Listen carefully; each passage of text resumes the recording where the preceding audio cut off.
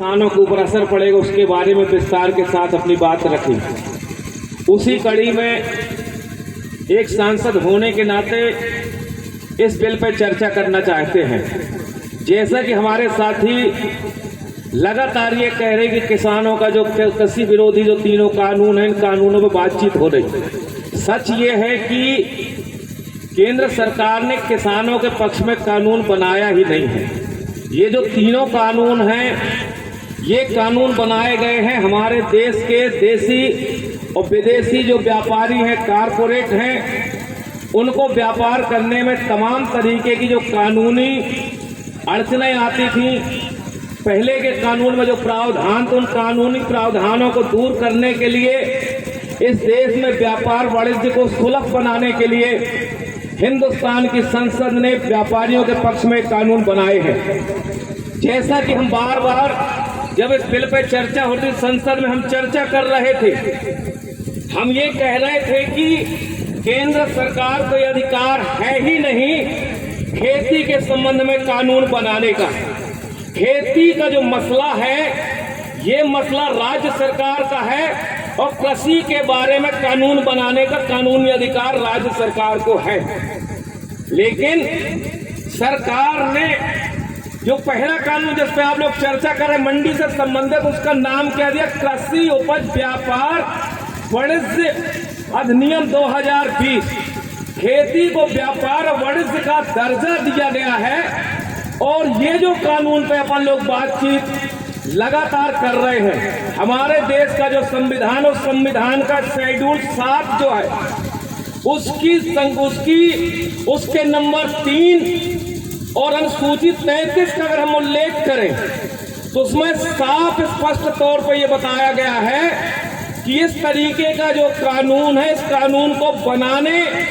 के पहले ये जो कृषि व्यापार वाणिज्य अधिनियम से संबंधित है, इनको अधिकार ही नहीं है। ये जो धारा 14 जो है, धारा 14 में शुद्ध रूप से ये जो खेती है राज्य का मसला है, राज्य सरकारें अपने राज्य के हितों को ध्यान में रखते हुए ये कानून बनाती हैं। तो हम पहले भी कह रहे थे कि कानून का मसौदा लेकर के आए, ये गलत है, आपको अधिकार नहीं है खेती के मामले में। दूसरा, हमारे देश के भीमराव अंबेडकर, जिनकी अध्यक्षता में हमारे देश के अंदर संविधान सभा में जो संविधान तैयार किया गया था,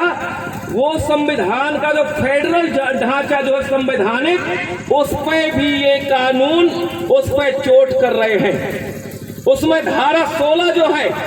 धारा 16 में किसी भी तरीके से,